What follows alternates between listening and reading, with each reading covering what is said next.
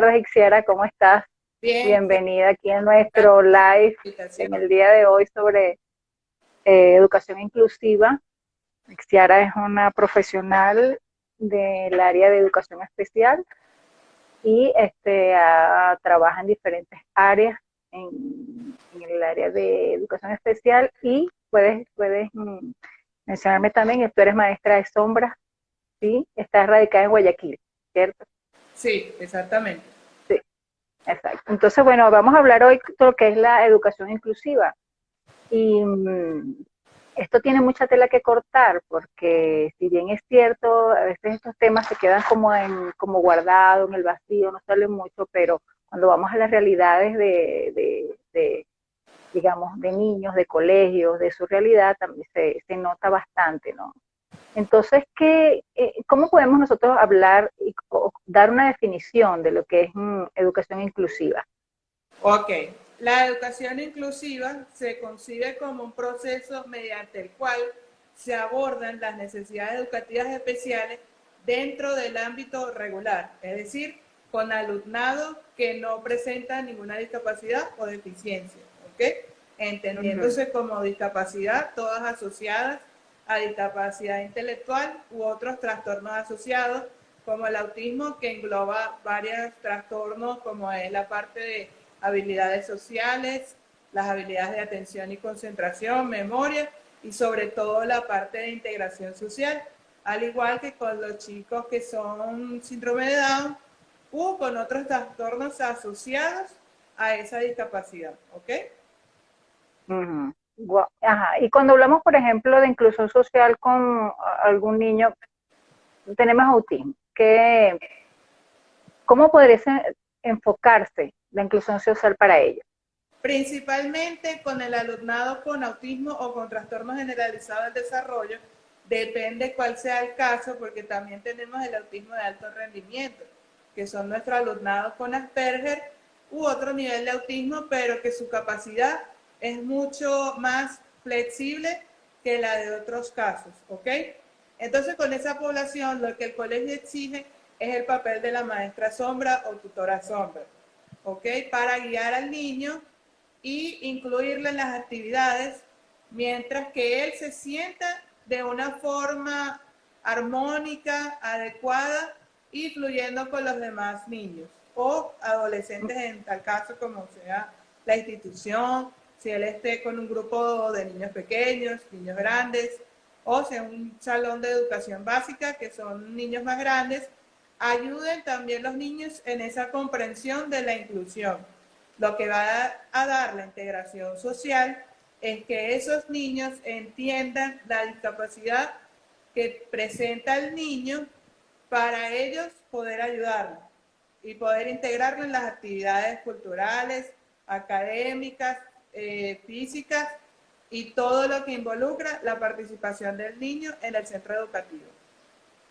Claro, evidentemente que esto va muy de la mano también, no solamente con el centro educativo, docentes como tal, sino también tienes que incluir padres, tienes que incluir el profesorado, tienes que incluir, digamos, las autoridades como tal. Y Claro, dentro de esa el misma centro, inclusión, claro, dentro de esa misma inclusión también, dependiendo también la dificultad, considero que es bien importante que todo el centro educativo esté informado sobre ese tema lo, para que también sepan manejar la situación.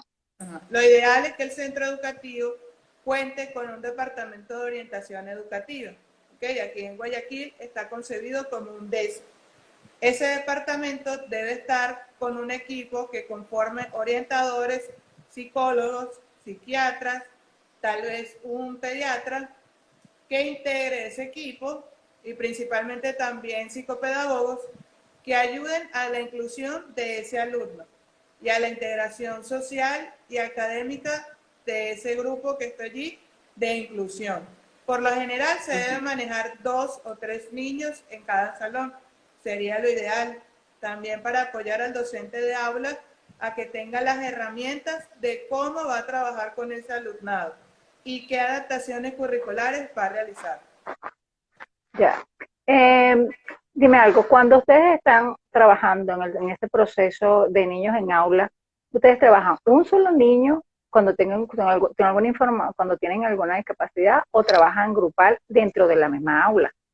Principalmente se trabaja grupal, es decir, con el apoyo de la maestra Sombra, ella está en labor de darle las herramientas al docente y con las adaptaciones curriculares y con un programa de apoyo pedagógico a ese alumnado específicamente de acuerdo a su condición y a sus potencialidades que va a aprender el niño en ese momento. Si se quiere que aprenda matemáticas o lengua o materias que sean difíciles para él, como ciencia, física, química, esa docente sombra o tutora sombra, junto con la docente de aula y junto con el apoyo del Departamento de Orientación Educativa, todo ese equipo, y a veces también el niño tiene un equipo de terapeutas que debe dirigirse al centro educativo a dar esas pautas para que el docente también tenga esas herramientas. Es decir, no es un trabajo aislado. El niño está englobado en una pequeña familia y en esa familia están todos los terapeutas y coterapeutas que son los padres. Los padres forman un papel muy importante en esta integración porque si el padre no trabaja en alianza con ese equipo del colegio y el equipo terapéutico, se está perdiendo un gran trabajo. Y se trabaja en pro de que el niño aprenda y tenga las herramientas para estar en la vida diaria, es decir, tener un empleo, casarse, tener una vida, digamos, dentro de lo que cabe normal, de acuerdo a sus potencialidades. ¿Ok? Ya, por ejemplo, más allá de que un padre pueda tener todas las herramientas y la disposición como para hacerlo, vamos a voltear la hoja. ¿Qué ocurre cuando no hay de parte de los padres esta ayuda que se necesita? ¿Hasta dónde puede llegar el docente? ¿Hasta dónde poder llegar la institución educativa? Okay. ¿Qué podemos hacer allí? Okay. Principalmente el aliado es el Departamento de Orientación Educativa y la docente de aula. ¿Okay? Si esa docente de aula está observando que los padres no están siguiendo las herramientas que le está aportando el colegio y que le está aportando la tutora que contrataron por ser un servicio externo, directamente se realiza una reunión con el directivo y con el Departamento de Orientación Educativa y con los padres para ver qué está pasando en ese caso y cómo esos padres deben aplicar esas herramientas. Si ya se observa que los padres no cuentan con esas herramientas, se tienen que hacer charlas de capacitación para el personal docente e incluir a los padres que integran esa institución para que también haya un equipo. Es decir, porque a veces el padre se sienta a veces solo sin tener esas herramientas. Entonces, al ver que hay un apoyo de terapeutas, un apoyo escolar y un apoyo familiar, que van a ser todos esos padres, que a lo mejor también tienen un hijo con la inclusión, va a ser una ayuda mayor y más satisfactoria a lo que ellos pueden lograr y a establecerle a ese educando o a ese niño las herramientas para que él pueda tener una vida social, familiar, pueda asistir a una reunión, a una misa, a una fiesta, a un evento escolar y que él pueda mantenerse bajo sus potencialidades, controlado, tolerable a esas actividades, participativo y que al fin y al cabo es lo que se quiere, ¿okay? La inclusión total del niño en todas las actividades. Todos los logros van a venir de la mano de los padres, de los terapeutas y del equipo del colegio, que deben ser siempre un apoyo fundamental. Claro, eso es bien importante, el apoyo que se tenga por parte de la institución educativa y sobre todo orientar a los padres en caso de que no tengan cómo o las herramientas adecuadas para también solventar algunas dificultades que tengan, ¿no? Y bueno, damos la bienvenida a nuestros seguidores que en este momento nos están adosando a nuestro live. Preguntas, tienen preguntas, pueden comenzar a escribirlas para que puedan ser respondidas por nuestra licenciada Isiara Guzmán. Y también dentro de ese marco de inclusión, hay que también tomar en cuenta cuáles son los obstáculos que tiene la educación inclusiva, ¿no? Porque a pesar de que podemos estar, evolucionar en algunas situaciones, considero que en cuanto hay ciertos obstáculos que aún se manejan, y no solamente en los colegios, hasta en la sociedad, en el paso. Por ejemplo, cuando hay personas que tienen dificultad, que están en silla de ruedas, no están los pasos adecuados. Hacen un colegio, no tienen los pasos adecuados para llevar a un niño que tenga alguna dificultad, ¿no? Eso es bien importante. Entonces, desde tu punto de vista, ¿cuáles serían esos obstáculos que más prevalecen dentro Bueno, de ese campo? los principales obstáculos sería la edificación, si no está adecuada para personas con discapacidad motora o discapacidad visual, o en tal caso hasta personas con ambas discapacidades, auditiva, y pueden tener también problemas, digamos, de tipo motor, ¿ok? Puede haber discapacidades asociadas a otras y que engloban un grupo de funciones que el individuo no las tiene por sí completas y que necesitan un espacio, tal vez una escalera más amplia. Por ejemplo, las personas que son ciegas, presentan discapacidad visual, requiere también el equipo de braille. Y hay veces hay profesionales que no manejan el braille o no manejan cómo debe ser una edificación para ellos e incluyen en su matrícula alumnos con discapacidad visual o auditiva. Entonces allí donde nos encontramos profesores o profesionales que no manejan la lengua de señas ni manejan el braille. Entonces allí cuando es un obstáculo la enseñanza para el niño que está en el sistema regular, pero dentro de todo la enseñanza no está apta para él. ¿Ok? Claro, entonces ahí es donde entra el papel de docente, el papel de directivo o el docente, yo como profesional, que tengo que mejorar en estas barreras que puedo tener, porque si bien es cierto, si hay algunas discapacidades, las auditivas y visuales, el docente ahora ya tiene que capacitarse, por ejemplo, en conocer lengua de señas. O sea, eso es algo que ya nosotros tenemos que adoptarlo dentro de nuestro propio aprendizaje, ¿no?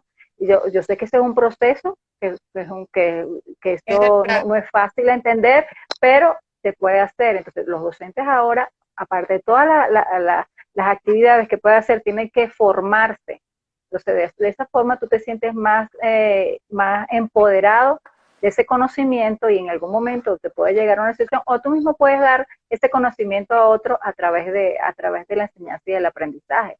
Eso, además que también una de las cosas que siento que también están los obstáculos son, por ejemplo, los planes de estudio. Entonces los planes de estudio también tienen que ser reformados, tienen que ser visualizados de manera de colocarlos a la realidad que se están pautando, bien sea en una región, en un país, donde en cualquier circunstancia, ¿no? Llevarlos a las realidades y también tratar de compilar y modificar ese plan de estudio en función de ese estudiante. Si bien es cierto, tal vez el docente muchas veces dirá, no, es mucho trabajo, tengo que ser, no, pero lamentablemente si usted toma esta profesión, tiene que hacerla con mucho amor y con mucho cariño. Entonces, claro, evidentemente son planes que son distintos a los planes de un niño regular. Exactamente, ahí es donde viene la labor de la maestra sombra cuando es contratada por el padre de familia o por el centro educativo, que esa profesional es la que debe instruir al profesorado de cómo llegar a ese niño de inclusión, ya sea un niño con discapacidad motora, con discapacidad intelectual, dificultades de aprendizaje, que ya está concebido también como un niño especial. ¿Por qué? Porque requiere herramientas en los tres casos de los que tenga dificultades, ya sea dislexia, discalculia o disgrafia. ¿Ok? Entonces allí nos encontramos un plano de actividades que deben ser reprogramadas para que el niño las adquiera, activando lo que es la plasticidad cerebral. Y la educación, lo que está en boga es la educación a base neuronal y cómo el niño construye la información. ¿Ok? Si yo le ofrezco al niño aprender matemáticas como un juego o a través de un video, el aprendizaje es distinto a que yo simplemente le coloque a escribir el concepto en un cuaderno. Algunos niños rechazan los cuadernos y rechazan escribir en una hoja. Entonces es allí donde debemos tener otras herramientas para ofrecerle al niño que realice la actividad de una manera que sea amena y no abrupta. ¿ok? Porque entonces si lo colocamos de una manera en que el niño se va a alterar, va a hacer esa actividad, digámoslo en criollo, de mala gana y va a ser mal. Y no es un logro que el niño realice la actividad de esa forma. Es lo que usted dice de los obstáculos, que a veces las actividades se muestran muy complejas o hay diversidad de estímulos que alteran al niño, así sea de la actividad más provechosa. Por ejemplo, yo estuve observando en un colegio en el que trabajé aquí, que para explicar las profesiones llevaron un camión de bomberos, toda la sirena, la manguera y todo era una cantidad de estímulos que eran muchos para con, para los niños. por ejemplo, con autismo o por ejemplo con déficit de atención. Está bien recibir estímulos externos, pero hay que saber la forma de cómo esos estímulos los está percibiendo la persona.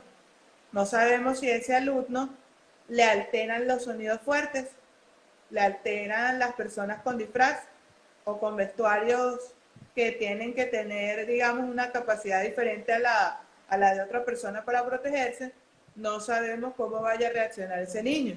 En ese momento tal vez puede gritar, puede querer huir de la actividad y es allí donde debemos proveer las herramientas para que esa guía sea la mejor y la más adecuada para que el alumnado o el niño se sienta ameno y alegre y disfrutando la actividad. Claro. Ahora, ¿qué recomendarías tú o qué orientaciones podrías darle a esos docentes que también están en proceso, están estudiando, terminando ya su carrera, que están comenzando a estar dentro de un aula educativa? Cuando tenemos cuando para integrar a un niño con educación inclusiva en el aula, pero que no tienen herramientas de maestra sombra, ¿qué recomendaciones nos darías? Okay, Que les darías a ella, ¿no? Ok, principalmente tener mucha paciencia y guiar el aprendizaje poco a poco. Es decir, si usted es una estudiante de educación especial, pero está en los primeros semestres, es bueno trabajar con niños, digamos, en medios recreativos.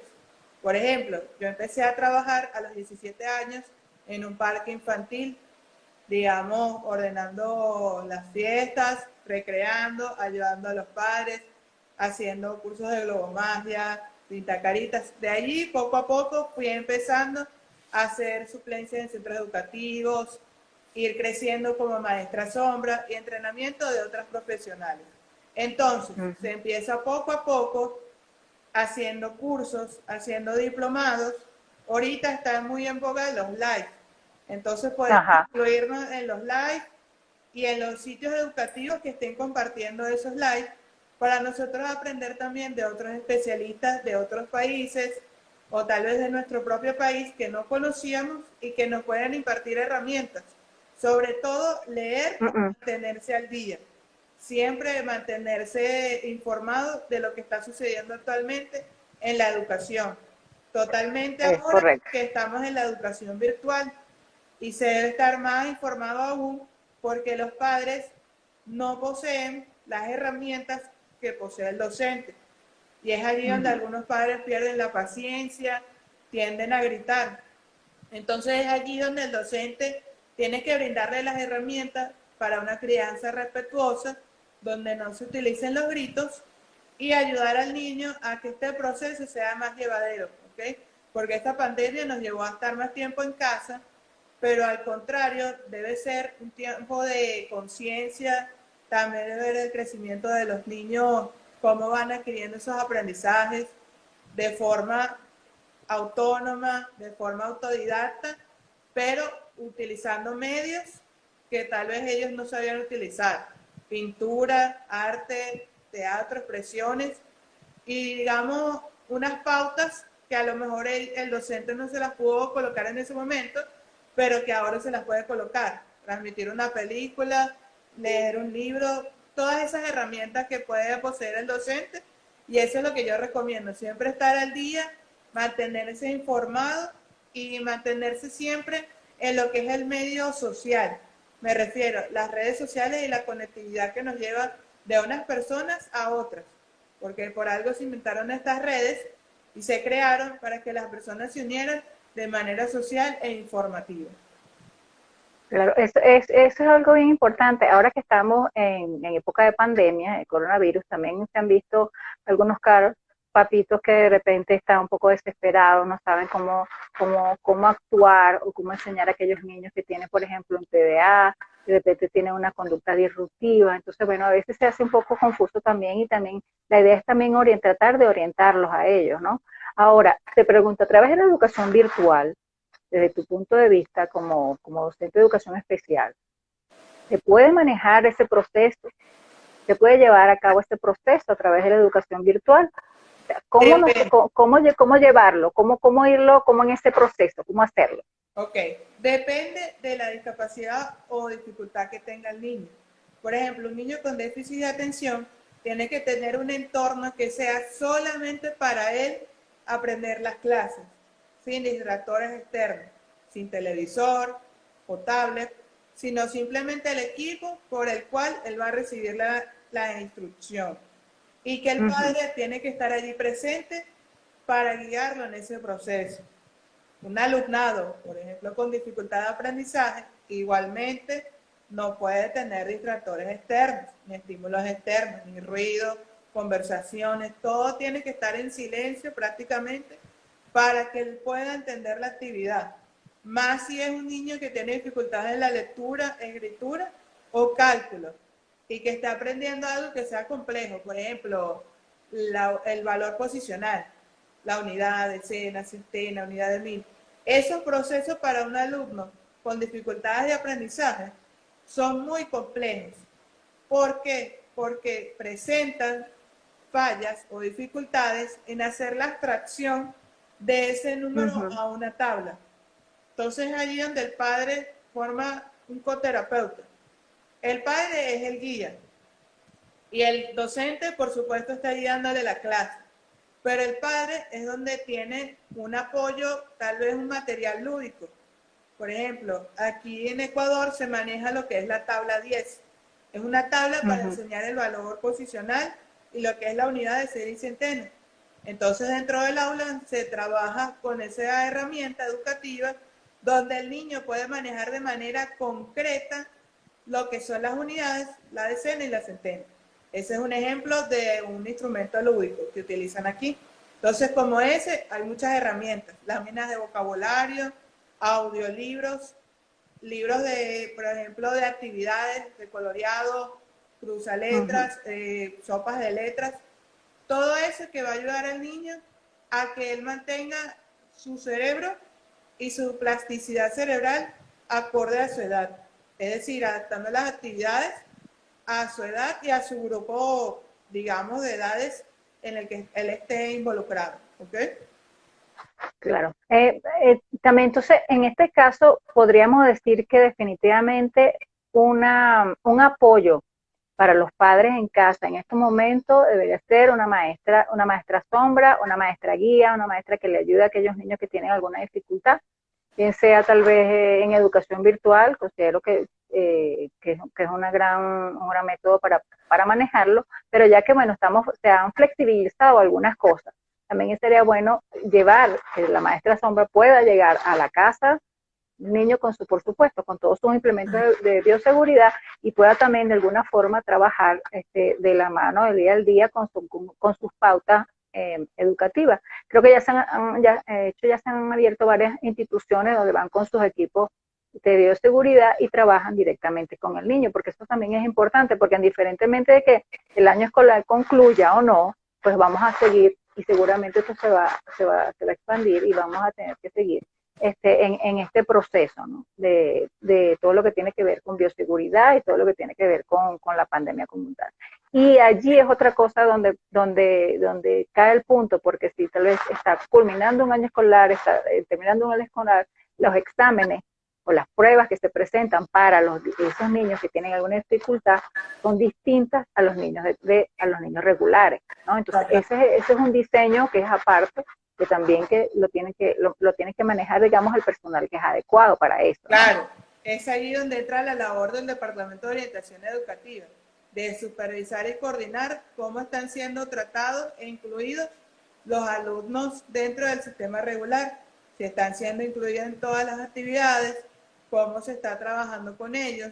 Hay un grupo de alumnos que no requieren maestra sombra como tal, ¿no? No requieren ese apoyo aparte. Entonces, ahí es donde el docente debe estar aliado con el Departamento de Orientación Educativa para seguir integrando al niño dentro del entorno sin que él necesite un apoyo extra. Por ejemplo, yo trabajé acá como maestra sombra, pero lo que yo hice fue darle las herramientas al niño para que él no fuera dependiente de mí. Es decir, indicándole las formas y las pautas por las que él debe guiarse, mostrarle cómo él debe hacer las actividades. Yo trabajé un año escolar con él y le iba indicando, ya no voy a estar O sea, aquí. hiciste un andamiaje educativo, Sí, Vygotsky. lo que hicimos Ajá. fue, como él iba a estar en cambio de colegio, yo le dije, Ujú. ya no voy a estar aquí trabajando contigo. Tú debes estar igual como si yo estuviera ahí, con las herramientas que yo te di. Netamente, tienes que hablar con la profesora. Ya no existe como esa conexión de que yo hablo a la profesora para que él me entienda o para que ella Ujú. pueda decirle lo que quiere explicar. No, yo inmediatamente le indiqué, tú debes ir y decirle a la profesora qué es lo que necesitas y qué es lo que tú quieres lograr, porque ya yo no voy a estar. Entonces ya vemos los logros. Ya es un niño que Ujú. puede estar individualmente, sin maestra sombra, sin ningún apoyo, él dentro del aula con las herramientas que se le prestaron. Pero todo eso viene con el apoyo de los padres, el apoyo del centro educativo y el apoyo terapéutico. Todo eso viene englobado dentro de lo que es la educación inclusiva y dentro de lo que es también el centro educativo como parte integral de ese apoyo, porque él es donde está todo el día o parte del día.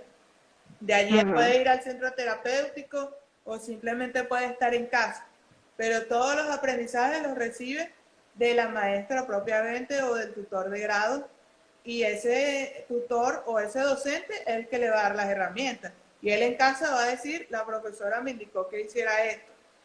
Tal vez los padres le digan, no, eso no, esto fue lo que me indicó la profesora y esto es lo que se va a Claro. realizar. Entonces es allí donde vemos las herramientas que puede tener el niño si ese trabajo es logrado y si ese trabajo fluye con todas esas pautas. Los padres, el equipo terapéutico y el equipo del centro educativo.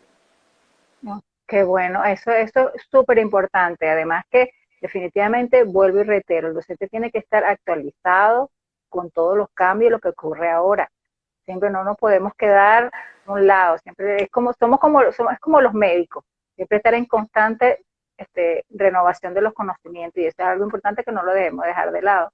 Ahora, Isela, dime, ¿cuáles son tus redes sociales donde cualquier padre que quiera una consulta, que necesite hacer que quiera una información, alguna orientación, cuáles son tus redes donde te pueden ubicar? Ok, tengo mi Instagram profesional edu.especial90, donde allí coloco posts de lo que es la educación especial, la educación inclusiva y actividades que ustedes pueden realizar en casa como pasatiempos o actividades de atención para trabajar con los niños, al igual que películas que pueden ver en familia y tal vez organizar un cineforo, incluso cortos animados. Entonces allí yo les voy a estar colocando la información acerca de lo que hago y en qué es lo que me especializo. Yo principalmente me especializo en lo que es la discapacidad intelectual y las dificultades de aprendizaje. La discapacidad intelectual engloba también muchos otros trastornos asociados, como el síndrome de Down, que suelen tener discapacidad intelectual, autismo, que el aprendizaje tiene que ser un poco más guiado, igual con el Ujú. alumnado con dificultades de aprendizaje, dependiendo de la dificultad que tenga, ya sea la escritura, lectura o cálculo. Eso depende mucho de cómo sea el alumno y la diversidad que él tenga, sea un alumno con déficit de atención y todas esas condiciones, ¿ok? Allí yo le estaré colocando esos posts y también tengo el Facebook asociado a la página de Instagram empresarial, que es igual con el mismo nombre, edu.especial90. Por allí también coloco imágenes educativas, posts de actividades e información pertinente a lo que es este mundo de la educación virtual y cómo podemos guiarlo a través de una crianza saludable y respetuosa hacia nuestros hijos y hacia nuestros alumnos. Recuerden que nosotros también fuimos niños y en algún momento también fuimos alumnos, entonces, por ejemplo, en mi opinión, un docente que grita no es el que tiene la razón. Un docente que tal vez se sienta en parte un aprendizaje con sus alumnos, de modo que todos estén en sintonía, ese es el docente que para mí puede tener la razón en algún momento y ser más empático con los alumnos, porque no sabemos de qué entorno o qué trajo el alumno en casa, como se dice, no sabemos qué tormenta tiene el niño y nosotros somos ese camino de luz para guiar al niño a que su entorno sea más saludable y su crianza sea más saludable dentro del entorno educativo y también dentro del entorno familiar. No, exacto. ¿Tienes teléfono de contacto? Si estás en Guayaquil y Sí, te quiere contactar. sí, estoy en Guayaquil. Mi número de teléfono es más 593, el código de aquí, 096-110-3889. Y les deletreo mi nombre, como un poco complejo. I de iglesia, T, Z, I, A, R, A. Itziara Guzmán. Excelente, entonces me parece muy bueno todos tus comentarios y tus aportes, porque eso es súper importante para, digamos, para estos momentos y sobre todo para no solamente docentes, padres, familiares, abuelos en casa, ¿no? Eso es sobre todo porque los niños van a estar un tiempo más en casa y creo que también todas las recomendaciones que se les pueda dar en función de cómo manejarse, de cómo manejarse con los niños en casa es súper importante.